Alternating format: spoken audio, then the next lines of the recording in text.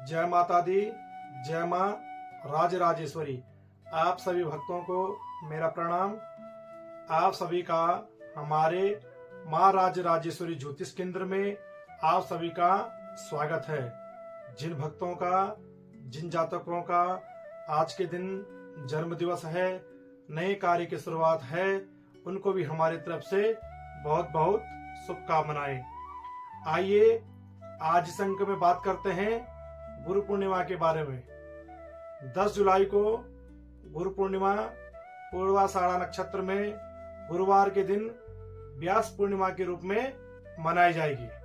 पूर्णिमा का जो यह पर्व है वह गुरु पूर्णिमा के रूप में मनाई जाएगी। गुरु पूजन के रूप में, गुरु दीक्षा के रूप में न जाने शिष्य अपने अंतर्भाव से गुरु का पूजन करते हैं, गुरु का ध्यान करते हैं, गुरु की आराधना करते हैं। वेद व्यास रूप में यह पूर्णिमा मनाई जाती है और जो 10 जुलाई को यह पूर्णिमा आने वाली है, इस पूर्णिमा को वेद व्यास पूर्णिमा के रूप में जाना जाता है। एक साल भर की पूर्णिमा का फल अकेली यह जो पूर्णिमा होती है यह प्रदान करती है। गुरु का आशीर्वाद जिस शिष्य के ऊपर होता है उस शिष्य के जन्म जन्मांतर के कष्ट कट जाते हैं।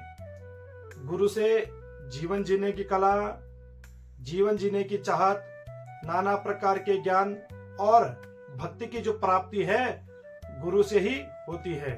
गुरु बिना ज्ञान नहीं होता है। तो आइए जो आज का जो हमारा यह अंक है, इस अंक में हम आपको संपूर्ण जानकारी देंगे गुरु के महत्व के बारे में, गुरु की कृपा के बारे में। तो सबसे पहले आज का पंचांग देख लेते हैं। आज का पंचांग है संवत 2082 5 जुलाई 2025। आषाढ़ मास, शुक्ल पक्ष, दशमी तिथि, स्वाति नक्षत्र और शनिवार। वशिष्ठ महाराज के पुत्र, पाराशर जी महाराज के पुत्र व्यास जी का अवतरण इस भारतवर्ष की भूमि पर आषाढ़ मास के गुरु पूर्णिमा में हुआ था। और भगवान जो पाराशर जी हैं, इनके पुत्र जो व्यास जी हैं, इनके नाम से ही यह गुरु पूर्णिमा विख्यात है। इसलिए इस गुरु पूर्णिमा को व्यास पूर्णिमा भी कहा जाता है। अब आपके मन में जो बहुत सारे विचार हैं, बहुत सारे प्रश्न उत्पन्न हो रहे हैं, उन्हीं के नाम से यह व्यास पूर्णिमा क्यों मनाई जाती है। तो आप जो हम बताएंगे, जो जानकारी देंगे, वह जानकारी आप ध्यान पूर्वक सुनना।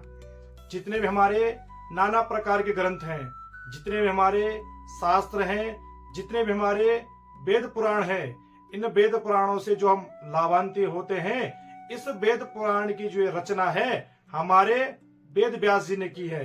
जो यह 10 जुलाई को गुरु पूर्णिमा आएगी, आप इस गुरु पूर्णिमा को वेद व्यास गुरु पूर्णिमा भी कह सकते हैं।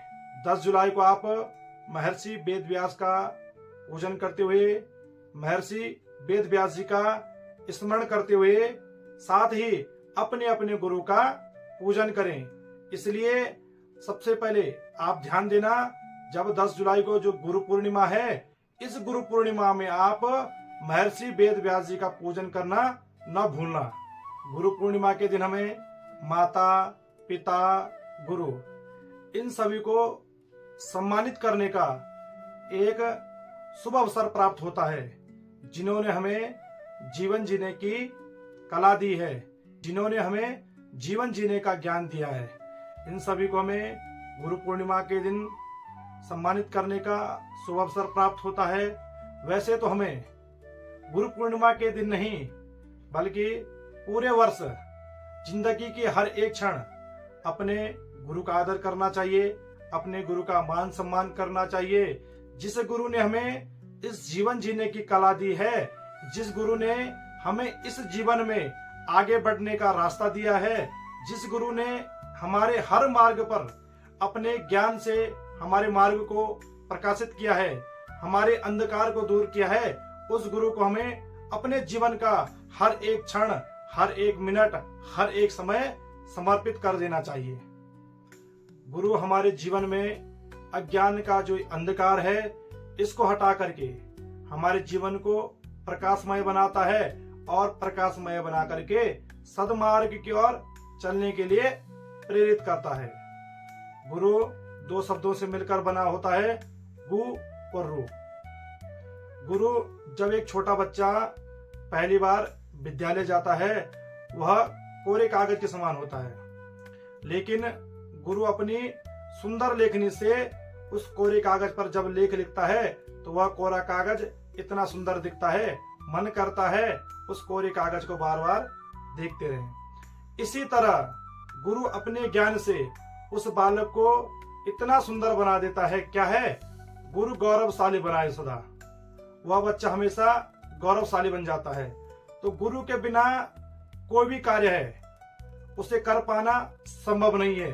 इसलिए जो ये गुरु पूर्णिमा है, इस गुरु पूर्णिमा में हमें अपने गुरु का मान सम्मान करना है, अपने गुरु का पूजन करना है, अपने गुरु का आदर करना है।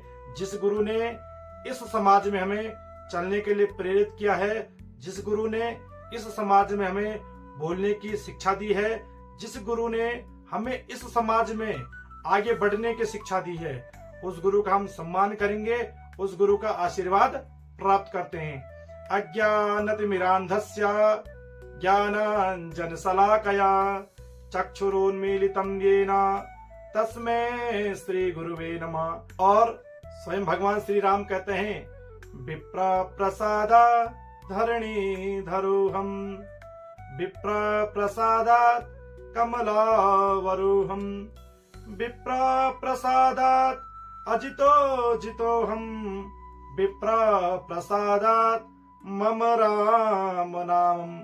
गुरु के आशीर्वाद से, क्या है? विप्र मतलब गुरु के आशीर्वाद से, विप्र प्रसादा धरणी धरुम, गुरु के आशीर्वाद में धरणी, धरणी अर्थात पृथ्वी, इस पृथ्वी पर मैंने जन्म लिया है। गुरु के आशीर्वाद से मुझे क्या है? सीता जैसी पत्नी मिली है। और मेरे ऊपर जब गुरु का आशीर्वाद था तो मैंने क्या है? अजितो जितो हम, जो रावण अजय अमर था उस पे भी विजय प्राप्त करी है। और गुरु के आशीर्वाद से ही मेरा जो यह नाम है राम पड़ा है। ऐसे गुरुदेव को मैं प्रणाम करता हूँ।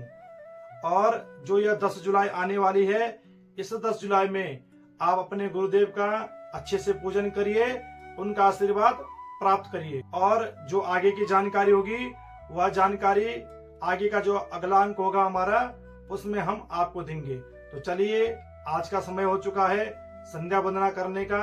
आप और हम भगवान गुरुदेव से जुड़ते हैं, उनका आशीर्वाद प्राप्त करते हैं। ओम गुरुर् ब्रह्मा गुरुर्विष्णु गुरुर्देवो महेश्वरा, गुरुर् साक्षात् परब्रह्म तस्मै श्री गुरुवे नमः, तस्मै श्री गुरुवे नमः। और जो भक्त, जो साधक हमारे YouTube चैनल महाराज राजेश्वरी ज्योतिष केंद्र पर नए हैं, वह हमारे YouTube चैनल महाराज राजेश्वरी ज्योतिष केंद्र को जरूर सब्सक्राइब करें। और सब्सक्राइब करने से क्या होगा? जो हम सनातन धर्म से, नक्षत्र से संबंधी, राशि से संबंधी जो आपको जानकारी देते हैं, वह जानकारी आपको सब प्रथम प्राप्त होगी। जय माता दी, जय मां राज राजेश्वरी।